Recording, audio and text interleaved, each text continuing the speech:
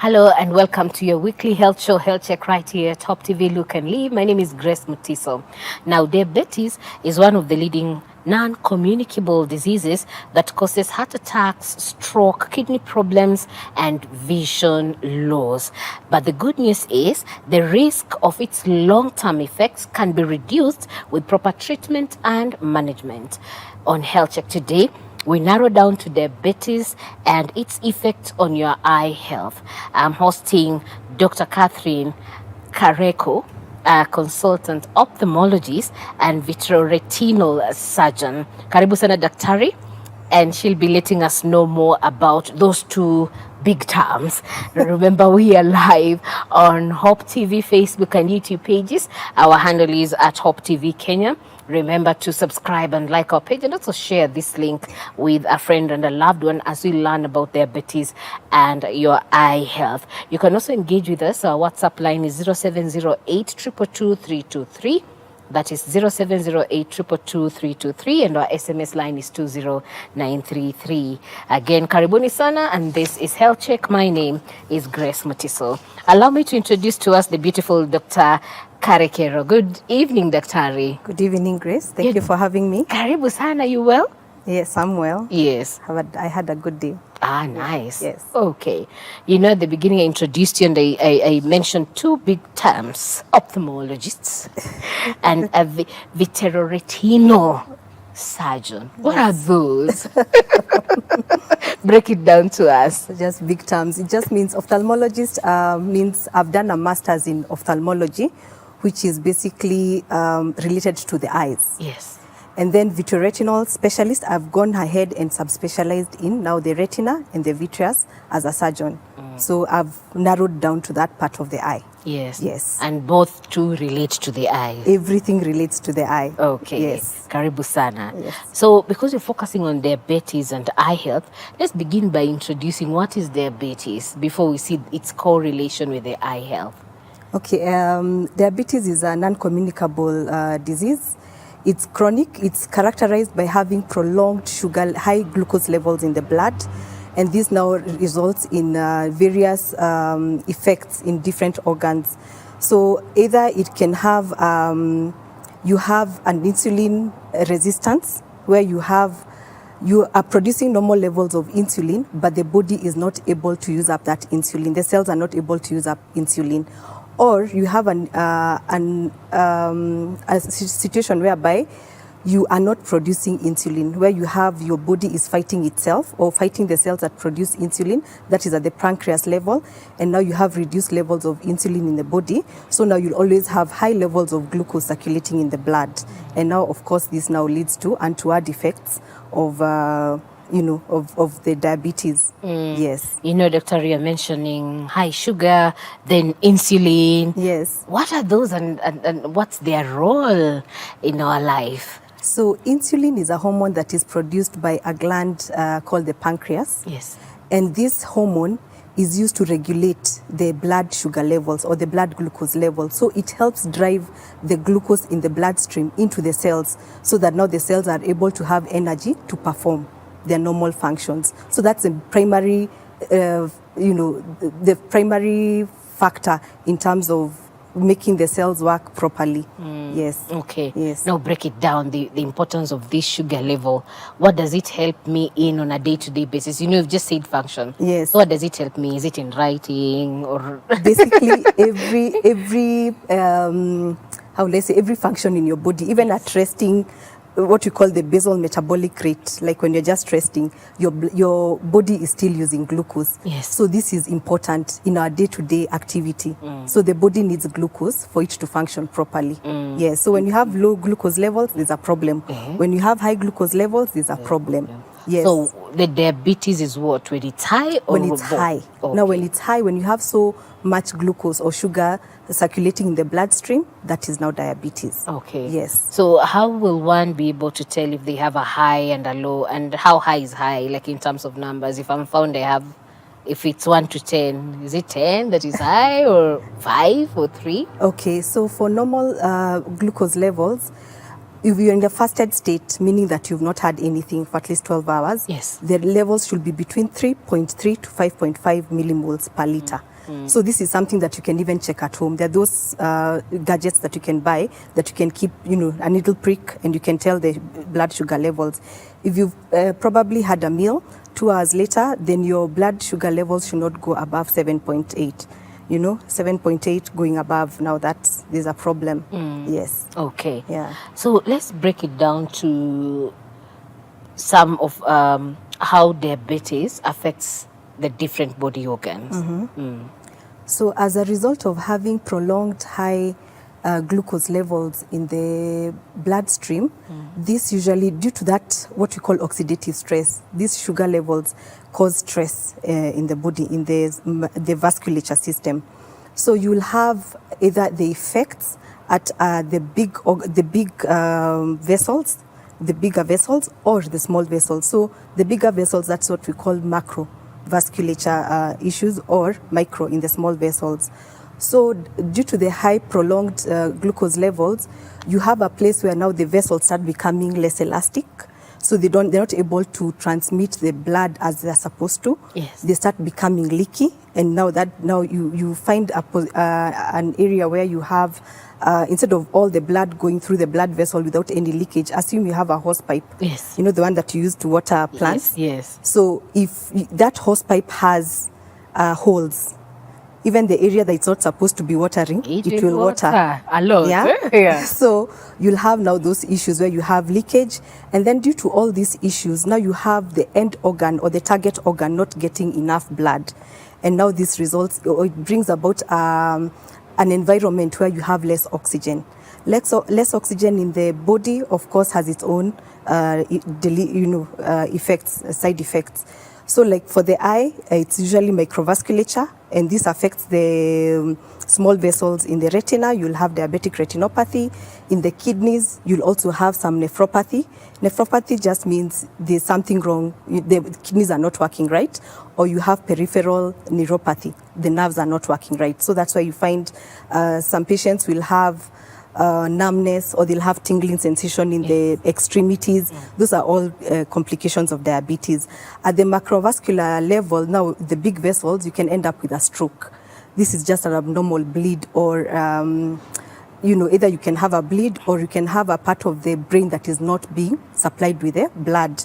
So you have a stroke. Yes. Or also you can have a heart attack. So these are some of the organs that are affected by diabetes over time. Okay. Yes.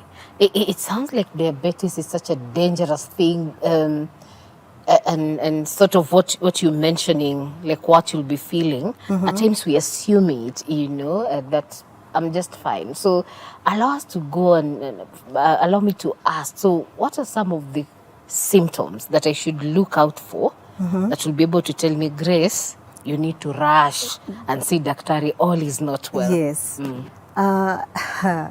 It's funny that actually 3 out of 5 patients are undiagnosed diabetics. That's big. So yes, 3 out of 5 people actually have undiagnosed diabetes. So first and foremost, I would advise anyone who has a family history of diabetes, then you should at least have an yearly check. At least go for a well check where they do your sugar levels. At least just keep checking, because at some point you may, not always, but you may get diabetes. In the early stages, it's usually asymptomatic, meaning you'll not feel anything. But in the later stages, you'll start having issues of you're eating a lot, but you're still losing weight. A lot of, frequency in terms of peeing. You're going to the loo all the time. Yes. Yeah. And then you might have skin conditions where your skin is always dry and scaly. Yes. And then now other conditions such as now the diabetic retinopathy, now you'll start presenting with other things, visual issues later. Yes. And then you'll also maybe have the tingling sensation, the neuropathy, tingling sensation, numbness. Yes. Okay. Yeah. Okay. And if you're joining us, our dear viewer, we're talking about diabetes and eye health, and we are inviting you to engage with us. Our WhatsApp line is 0708 222 323. That is 0708 222 323, or you can SMS us on 20933, or get us at Hope TV Kenya. I hope you have shared this link with a loved one so that we can learn together. And Dr. Kareko, you mentioned about diabetes retinopathy, and I said, so what's that? Let's break that down. What's that all about? So this is a complication of diabetes that occurs in the eye. and it occurs in the eye, in the one layer of the eye called the retina. And this is a light sensitive part of the eye. Yes. So this tissue is responsible for now transmitting the light, or rather vision, or rather helping us see. So it's a light sensitive part of the eye. So this is now what happens when you have diabetes over a long period of time. You have now the vasculature in that area, the vessels in that area are not working right. Yes. And then now you have now different things presenting as a result of that. And it can eventually lead to blindness. Yes. So what will one be feeling, in this case? Unfortunately, in the early stages, again, it's asymptomatic. So the patient will be, they're okay. They will feel there's nothing wrong. They're able to read, Yes. They're able to function, they're able to see far. But as the condition keeps on progressing, they might start having an issue of blurriness or fuzziness in their vision. They might start experiencing what we call floaters. Floaters are, they'll have like these shadows in the visual field, like they'll start seeing like cobwebs. Patients usually describe them as cobwebs in the visual field, where they'll tell you, I've been seeing this cobweb-like things in my vision, and I try and remove them, but they're not going away. Yes. Yes, and that now can signify that you probably have a bleed in the eye.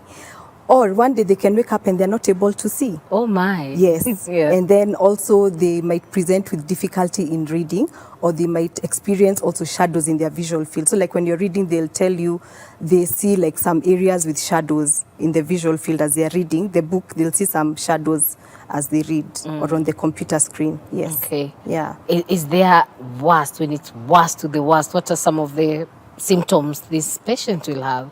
They'll just not see. They'll come in blind.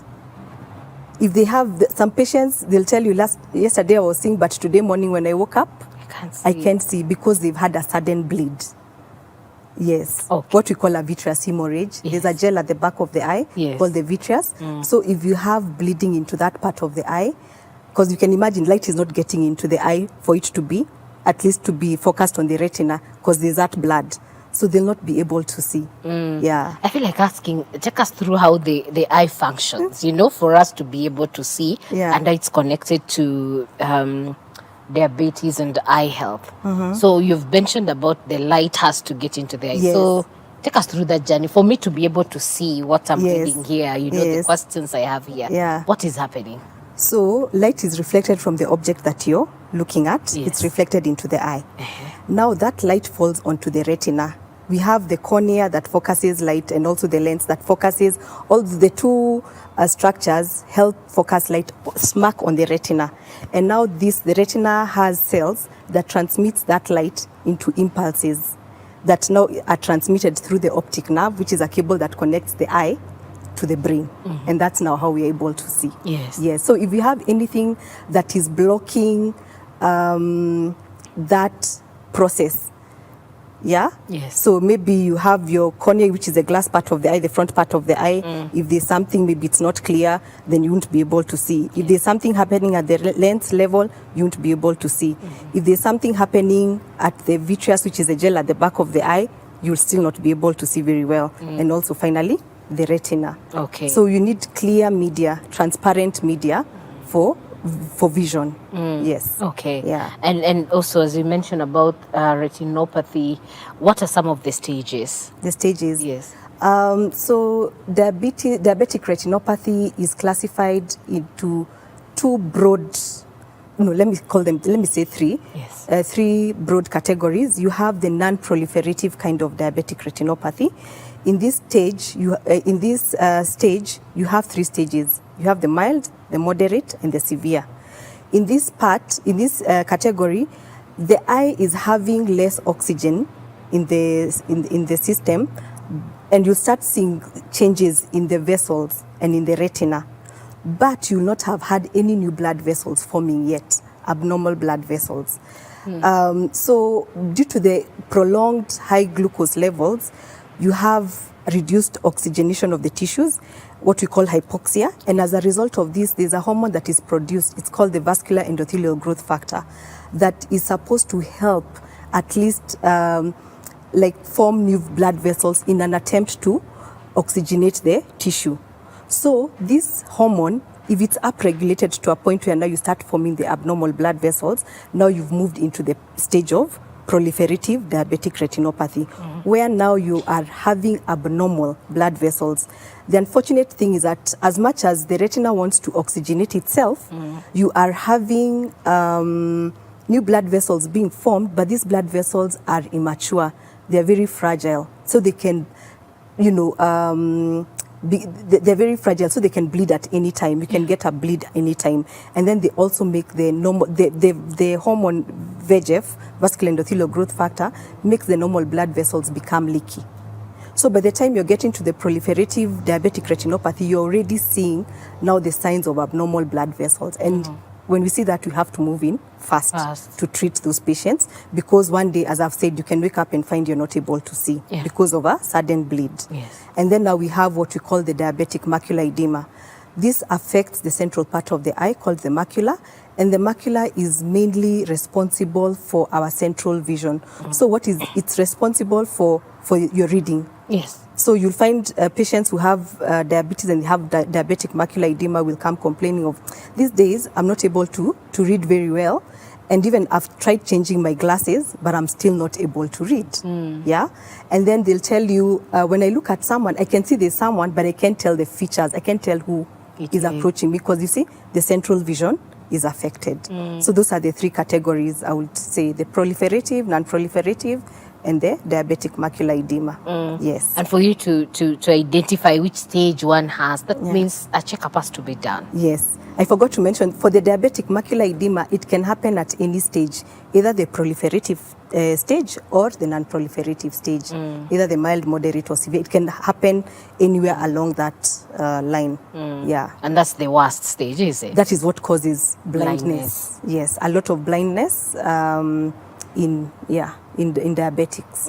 Yes. Okay. And is there anything unique in these three, apart from the last one, which has blindness? In these two, what is the standout unique feature that you'll see? So for mild non-proliferative diabetic retinopathy, you'll just see the vessels have little outpoachings. You call them aneurysms, microaneurysms. So instead of a vessel being straight, you'll find a place that there's a bump. So when we see that, we see now definitely the vessels are not normal. Diabetes has already started affecting the vasculature in the eye. Yes. The moderate, you'll see now that, and then you'll also start having retinal bleeds. So you'll see some blood clots or stains, for lack of a better word, on the retina. And then you'll have some areas that will look a bit pale white. And these are just areas of one of the layers of the retina that is just showing that it's kinda not receiving enough oxygen. And then by the time you're getting to the severe, now at this point in time, the eye is at that stage where it's about to start forming abnormal blood vessels. So you'll find now the moderate non-proliferative features are much more enhanced in the severe.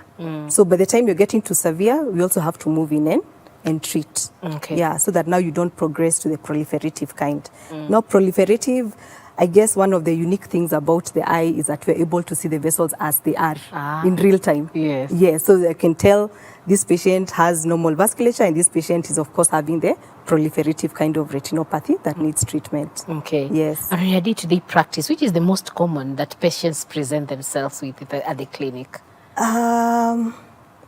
It's kind of spread out, but I think because of our health-seeking behaviors and also due to lack of education, we get a lot of patients coming in at the severe and the proliferative, and also with macular edema, diabetic macular edema. Yeah, so we kind of tend to see majority of them coming in the advanced stages. Yes. Okay.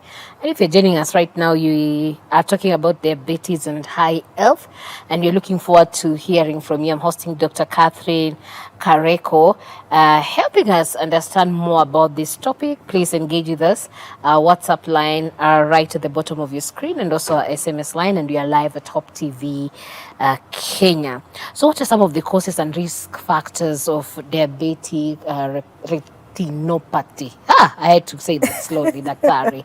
Retinopathy. Retinopathy. Yes. So of course the first risk factor is you having diabetes. Yeah. Yes. And then also you find people who are diabetic also have hypertension concurrently. So hypertension is also a risk factor. So you might actually have well-controlled blood sugar levels, but you're hypertensive, and this can, of course, now escalate the diabetic retinopathy. Also, if you have high cholesterol levels, high cholesterol, yes, what you call hyperlipidemia, hypercholesterolemia, Yes. you're also at a risk factor. And then also pregnancy, because we have some people who, while pregnant, have high glucose levels. Yes. But this is what we call gestational diabetes. But the good thing at times, after pregnancy, it kind of goes away. But these patients are also at risk later on to develop type 2, which is a non-insulin dependent diabetic diabetes mellitus. Yeah. Let's talk about that one for if you're expectant. Yes. So what are some of the symptoms that this expectant mother would The same. encounter? Frequent micturition. You're always thirsty. Yes. They usually present a lot with that. Yeah. Okay. It's those two, nothing else. The others, but those are the Main the two. things they should look out for. Okay. Yes. And I was looking that time, I'm just thinking about children. Yes. So are children affected with By this? diabetes? And yes, and if they're affected, how is it presented? Because a child, maybe at times they're not able to tell you, Mommy, I'm feeling this way, or Daddy, I'm feeling this way. How am I able to pick that one quickly and say, I need to rush my child to the hospital to get help, Okay. so that they don't lose their sight? Yes. So I think what you're asking is for the diabetes. Yes. So for children, they usually get the type 1, where I talked about the body fighting itself. Yes. So it fights the immune system fights the cells in the pancreas that produce insulin. So they'll still present the same way. They're always eating, and they seem to be, they lose weight. They're always frequenting the loo. They're peeing a lot. Then you'll find children who are just generally drowsy, weak, lethargic. Just a sick child. Yes. Yeah. And now relating to their eyes now? Now for the eyes, anyone who's diagnosed to have diabetes needs to have an eye checkup. Yes. At diagnosis, at least they need to start walking the journey with the ophthalmologist at that time. Yes. Okay. Yeah. I think that's a good point for every parent to note. If you have a child and they are diabetic, you need to go and see an eye doctor in any of your nearest hospitals as quickly as possible. Allow us to proceed and get to our first break. When we come back, we'll proceed on with this discussion, and we're looking forward to your engagement at Hope TV Kenya on Facebook and YouTube, and our feedback platforms, our WhatsApp line and SMS lines are right at the bottom of your screen. My name is Grace Mutisa. I'm hosting Dr. Catherine Kareko with us as we discuss about diabetes and high health. Allow us to pause here. We'll be right back.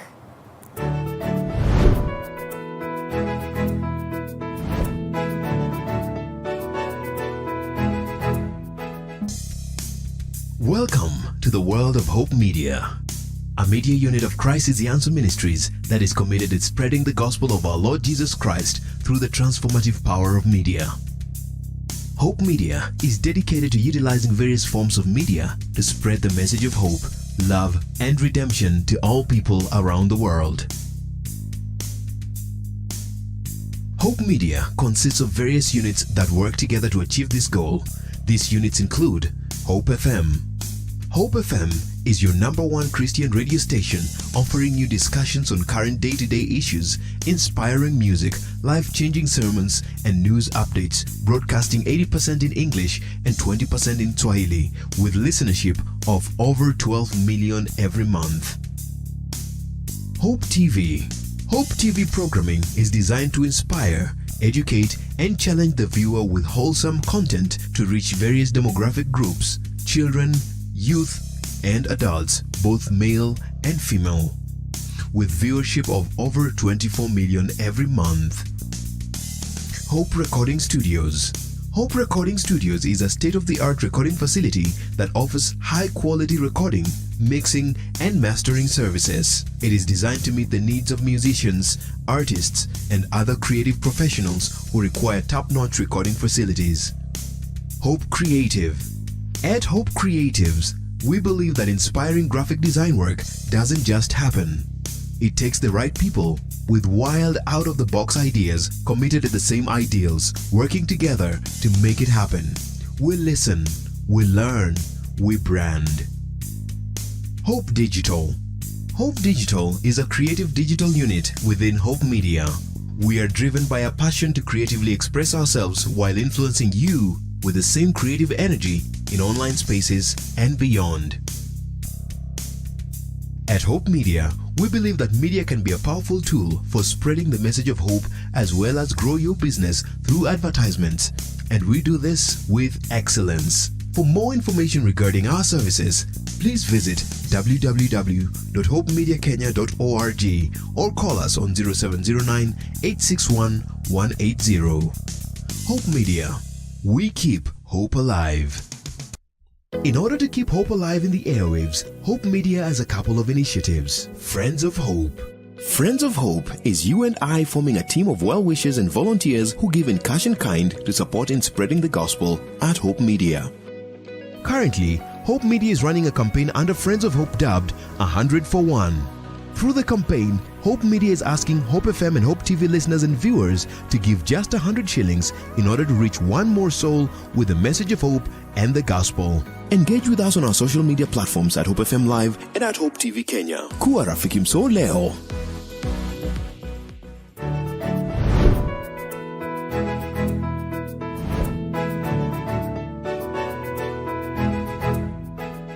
Welcome back to Health Check right here at Top TV Look and Live. My name is Grace Mutis. Always a joy to be with you, and thank you for tuning in and also for letting your neighbors, your friends, your cousins, your relatives know that this interesting discussion is ongoing right here at Top TV as we talk about diabetes and your eye health. I almost said hi.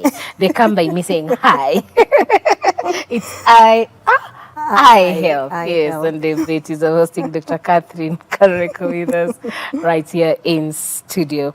So, Daktari, let's proceed on with our discussion. Okay. We've talked about some of the risk factors, some of the symptoms, both in children and adults. So, how is the diagnosis of this condition done? Okay, so for diabetic retinopathy, of course, you have to go see an eye care specialist. So we concentrate on what we call dilation. We dilate the eye, which is just that? Dilating. We put some eye drops. You know, the pupil is this round black part of the eye. Yes. So we put some drops that enlarge that circle. I can say that, yeah? Yes. Now this gives us like a window to look at the retina. At the back of at the the eye back now. of the eye. Now Yes. the retina, we see it in real time. Yes. Yeah. So that's a very, very important test to go for at least once every year. Anyone who has diabetes should at least have that test done every year. With advancing technology now, we have cameras that don't need the dilation. They can actually take a picture of the retina without you having to going through the dilation process, what we call dilation. But this is usually restricted mainly to screening. It's a very good screening module. So you have to go for an eye checkup at least every once a year, unless otherwise advised. Because if you come in and maybe we get to see you are at maybe a moderate stage of diabetic retinopathy and non-proliferative, we'll probably ask you to come back in 3 or 4 months just to keep an eye on you to see how you're progressing, whether you're progressing into the severe kind or now the proliferative kind. So, but for every diabetic, unless otherwise advised, you need to come in for an eye checkup every once a year. And an eye checkup doesn't mean going to the optical shop, because that is where at times I think we get it wrong. It doesn't mean I visit any of them. I had my glasses changed. Yes. No. The lens is changed. Yes. Yeah. That is not an eye checkup. An eye checkup is what I'm talking about. You come and see You come, doctor. sit down, have dilation done. If you're in a center where they have the non-mediatic cameras, good, you don't have to be dilated, but your retina has to be checked. Your retina has to be checked for sure. That is the only way you'll know whether you're having diabetic retinopathy or not. So what I hear There's you no say- shortcut. What I hear you say, Dr. Kareko, is it's not going to one of those shops and sitting and we're being told, so Mahi, read this Yes. one. Are you seeing which letter is this? It's not Yes, that. it's not. You know, when you come to the eye clinic, we'll do all that. We'll take the vision. We'll do what we call refraction to check whether the focusing power of your eye is okay. Yeah. But for diabetic retinopathy, Yes. the test is now that dilated fundus examination, where we look at the retina. Yes, after dilating. Okay. But not to, let me just add on to this. For diabetics, they also have other eye conditions. They'll still get the usual, the cataracts, which are just lens opacities. Yes. They could have glaucoma. So it doesn't mean that diabetics cannot get these other eye conditions. Yes. It's only the area of interest, because it's preventable in terms of blindness, is the diabetic retinopathy. But they can also get these other eye conditions, dry eyes, cataracts, glaucoma. Yes. Okay. Yeah. And how long does that diagnosis take? When you come for a night checkup, Yes. I'll say Like, take us through the process. So I've come. So I'm you- here, you Dr. come in. Kareko. I've come. so you come in, of course, we register, you get to your history, know how long you've been on treatment for diabetes when it was diagnosed. Then after that, now we'll take your vision. We just want to see how good your vision is. Yes. So we'll take your vision.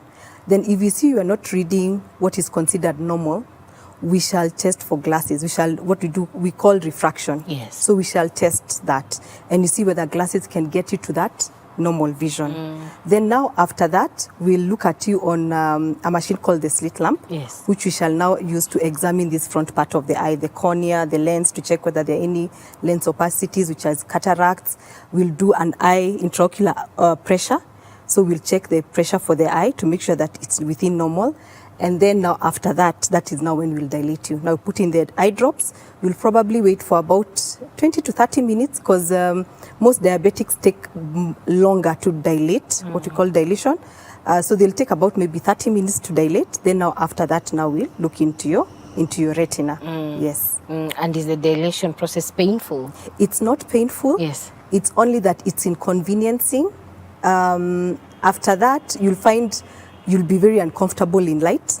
You'll not be able to read, but it's just for a few hours. Okay. Within 4 to 6 hours, that effect should have worn off. So we always advise patients when they're coming in at least for an eye checkup, if you can, either, thank God for Ubers these days. Yes. Yeah, you can Uber, or you can have someone accompany you for the appointment, so that Yes. after we dilate you, you won't be inconvenienced for the rest of the day. Yeah. That's important. Yes. Because I can decide to walk in, then I'm wondering, I came here seeing what's happening. Yes, I can't, yes. I can't entertain So life. the effects are not permanent. It's No. just for about 4 to 6 hours, and Yes. you should be good. Okay. Yes. And is it reversible, this condition? Diabetic retinopathy is not entirely reversible. It's only that you can slow the progression. So it's more, because once the vessels have been damaged, you can't reverse that damage. It's only that now you will reduce, or rather slow down, the progression of the disease. Yes. Okay. Yeah. And is it hereditary? Yes, diabetes sometimes runs in families. Yes. Yes. Yeah. So because of that, the eyes Yes, again. exactly. are So if there. you're in a family with diabetes, I would advise you to keep at least having checkups. Yeah. Okay. So let's move from there. We've talked about the symptoms, the sign. So what's the treatment like? How is that journey towards managing diabetes retinopathy? Retinopathy. Yes, that one. Okay, so once you've come in and we've noticed there's something wrong with your eye, where the mild to the moderate diabetic retinopathy stages, we usually, of course, we have to work hand in hand with the physician, your physician. Yes. So we don't do it in isolation as ophthalmologists, because we need you to have a very good systemic control of your sugars. So we'll have to work hand in hand with your physician, make sure that at least you have very tight systemic control. Then we usually go conservative when it's in the early stages, just monitoring you. We'll advise you, of course, make sure you're eating right, you're exercising, so at least your sugars remain normal. Yes. And this will also slow the progression of the disease. But now once we see you are at that stage where you're having the severe and the proliferative kind of retinopathy, now from there we have to step in and do something. We have to treat you. Yeah. And the diabetic macular edema. So for diabetic macular edema, we give injections into the eye. So we give drugs that target, you remember the hormone I talked about, the vascular endothelial growth factor? Yes. So we give injections, or rather drugs that target that hormone. So for it to be downregulated. Yes. So that now you don't get the effects of the leakage and the new blood vessels forming. Yeah, so for like diabetic macular edema, once we see you have swelling at that part of the eye, I forgot to mention, for diabetic macular edema, for us to know that that part of the eye, sometimes you can see it as we do the fundoscopy, we do the retinal examination, but we also use a scan. Yes. It's called an optic coherence tomogram. So it just slices the layers of the retina at that level, and it's able to show us if there's any fluid collection. So once we see there's fluid collection in that area, now we have to move in and treat. Yes. Because the earlier the treatment, the better the results, and even the happier the patient. Yes. You know, Yes. it's sometimes it's very frustrating when you keep giving treatment and it's not working. So the earlier you come in, the better the response. So we give injections. For diabetic macular edema, we give an injection every month for 3 months initially. This is what we call the loading dose. Yes. Then 1 month after that, we repeat the scan to see, has that fluid that had collected, has it reduced? Is it still the same? Or has it totally, disappeared? Then now from there, depending on the response, we can now tailor now your treatment. Either we can extend the treatment either by 2 months, so that you'll be getting an injection after either 2 months, 10 weeks, 3 months, depending on the response. Yes. So the first 1 year, depending on how severe the disease is, the macular edema is, you may get about 8 to 9 injections. I know this is usually very tough on patients, but there's no shortcut. You inject it to the eye. Inside the eye. Oh. So we inject it into the gel at the back of the eye called the vitreous humor. Like direct. So Direct. Like direct Daktari. Yes. Oh my. But it's not painful, Yeah. because we give you anesthetic drops to numb you. Okay. Then now we give the injection. Yes. That sounds scary. It sounds really scary. Yes. Okay. Mhm. So we give the injections. The first day is usually the toughest, before the patients even get into that routine. Every month they're coming, even the financial implications, Yes. the travel, they have to always look for someone to bring them in. Yes. So you see all those things we have to put into consideration, but there's no other way. Yeah. For macular edema, you can also use laser. Laser, you're using light, a light beam that now causes some little burns on the retina, and this helps increase the oxygen supply into the eye, now causing this hormone that was being produced to reduce in amount. Yeah. So for macular edema, we just target the small vessels that are leaking. Yes. But now once you move to the severe non-proliferative diabetic retinopathy and the proliferative diabetic retinopathy, now we do those burns on the whole retina. Now like 360 all round. Yes. We do that kind of treatment all round. And this is just in an attempt to just increase the oxygenation in the eye, so that now you won't have abnormal blood vessels growing and then later now having it all complications of blindness and all that. Yes. And then of course for the very advanced stages where you have now bleeding, or you have what we call tractional retinal detachments as a result of the diabetes, then now you have to go in for surgery. Yes. How long does the surgery take, and how do you prepare the patients for the surgery, Daktari? Okay, so first we have to counsel the patient. They have to understand why you're doing the surgery. Yeah. And we do surgery after we've tried, you've done the laser, it's still not worked. We've given the injections, they've still not worked. Yeah. Now we go in for surgery. We'll The tell last you. resort kind Exactly. of a thing, yeah. Yeah, and you'll find it's usually for the advanced kind of disease. Yes. It's not for the mild, moderate, severe, no. It's for the advanced. Yes. So you cancel them. Cancel, they tell them what they are going to expect. So we remove the gel at the back of the eye. If they have any retinal detachment, because what happens when you have the proliferative kind and you have those abnormal blood vessels growing over the retina, they grow over the retina, and due to the constant leakage, they form like a sheet, a membrane over the retina. Yeah. So over time, this sheet of tissue that is growing over the retina contracts. So when it contracts, it lifts off the retina from its place.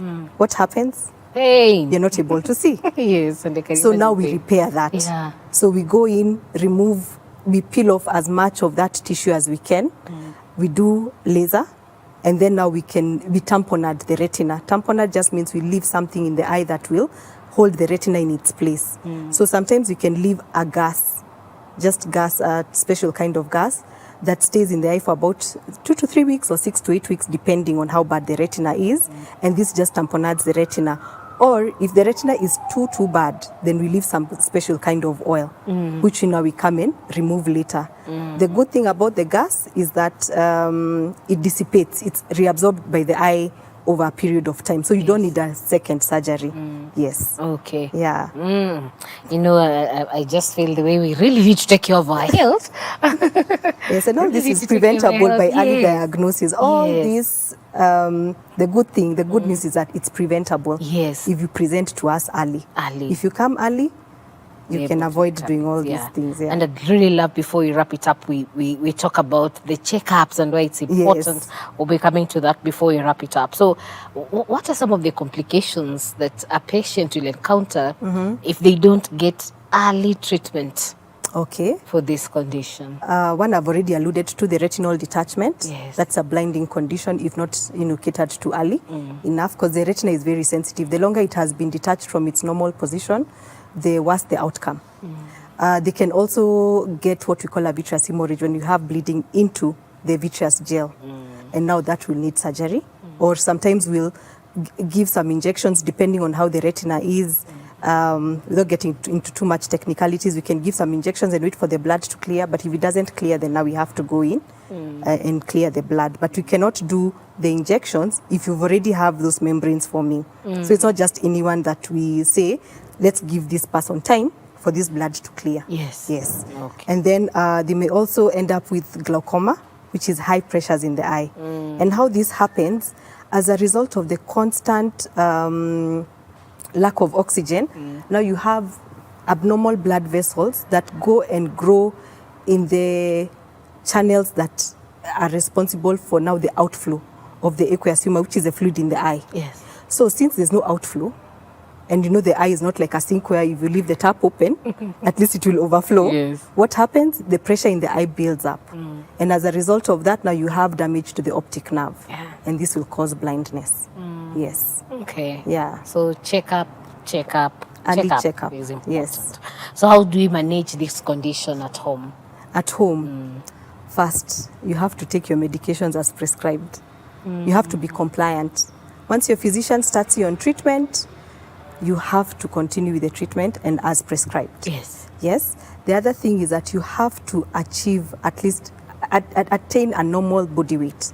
So this means you have to work out. Yes. Eat healthy. Yeah. Eating healthy means at least there's a lot of research that is going into low carb diets.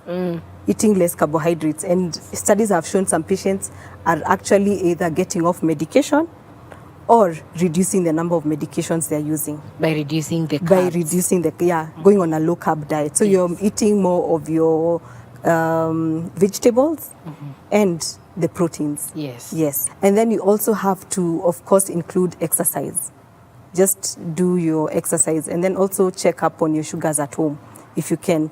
We also advise patients to go for the 3-monthly checkup of their sugar, the average. It's called HbA1c, and this is usually a better check of how your sugars have been behaving over a long period of time, over 3 months. The other thing is, of course, if you're a smoker, you have to quit the habit. Yeah? If you, just check your diet, exercise, take your medications as prescribed, and just monitor your blood glucose levels. Yes. And quit smoking. And quit smoking. Yes. Smoking is dangerous. Okay. You've mentioned about checking your sugars, and you're able to do that at home. Could you tell us which equipment can we use, and how do we do it, if you could demonstrate? Okay. So there are these little gadgets called glucometers, and they come with lancets. Lancets are just like little needles. Yes. So you just clean your finger, squeeze it, prick, and then there's a strip on which you place the drop of blood. Yes. And then now that is automatically read by the glucometer, and you're able to monitor how your sugars are. Yeah. And I remember at the beginning you told us figures around 3.5 Fasting, yes. and 7. Yeah. Yeah, And that's 0.8, yes. normal. Yeah. Okay. Yes. Sawa. As we wrap it up, Daktari, I'd now love us to talk about the importance of regular eye checkup. Last week we were discussing about glaucoma, Okay. and we observed that we go for checkup for anything else, malaria, headache, backache, nail ache, but we really go for eye checkups.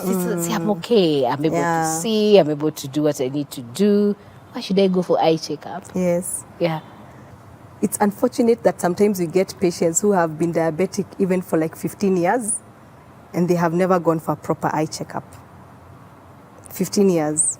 And they only come when they realize, there's something wrong with my vision. The way I used to see is not the same way I'm seeing now.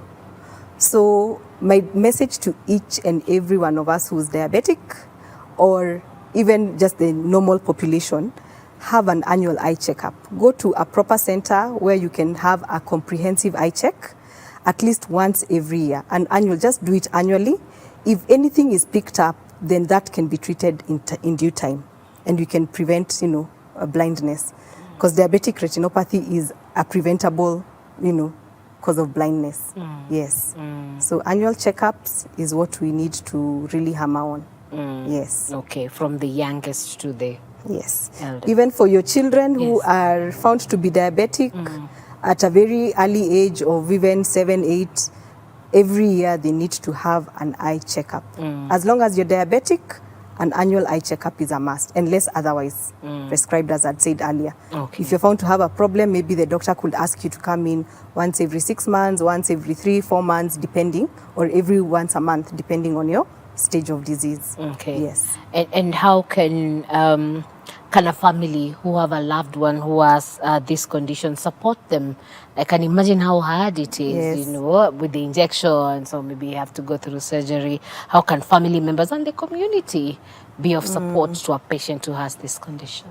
I would say first, in the family, if it's diet, if this patient has to have a special diet, the rest of you can plug in and kind of support and eat the same thing. So this person is not left to eat their diabetic meal, and then the rest of you are there eating very nice smelling fries and barbecued chicken. Yes. It's always good to support them, because they'll feel they can do this because everyone is rallying behind them. Yes. When they're coming for their checkups, at least try and accompany them where time and finances allow. Yes. So try and when they are for their annual checkups, and also remind them, because sometimes it can also be very tiring. This can be fatigue. You're always going for checkups and you're not getting any different news. Yes. But you still need the treatment to prevent blindness. So you need to be there to just encourage them through the journey. Make sure they don't miss or skip their appointments. Yes. They keep their appointments and all that. Okay. Yes. And as we wrap it up, Dr. there are specific foods we can eat, to help us have healthy eyes. Not really. I'll just say eat a healthy diet. Yes. But a healthy diet varies, Daktari. So what? Vegetables. Vegetables. Yes. Vegetables and fruits. Yes. Important. Yes, are important. Okay. Yes. So in closing, But also, if you're diabetic, you also don't want to eat too much Yeah. of the fruits, because your sugars will go up. Will go up. Yeah. Okay. So in moderation. In moderation. Yes. So. As we wrap it up, Daktari, finally we have to call it a day. So what will be your closing remarks, and also where can people find you? Okay. I'm currently working at CTI Hospital. We are located along Ngong Road, opposite Traffic Police. We have a general clinic where it's a walk-in basis, first come, first served. And then we also have an appointment clinic where you can actually call in and schedule an appointment with a doctor of your choice. And my closing remarks is that blindness as a result of diabetic retinopathy is actually preventable. We should not, in this day and age, we should not have anyone going blind as a result of diabetes, because as a country, we've made great strides in terms of treatment of these diabetic retinopathy cases. You don't have to go out of the country to seek treatment. It's done here within the country. And this is a clarion call to everyone who has diabetes or who has a loved one who is diabetes. Just go for a comprehensive eye checkup every year.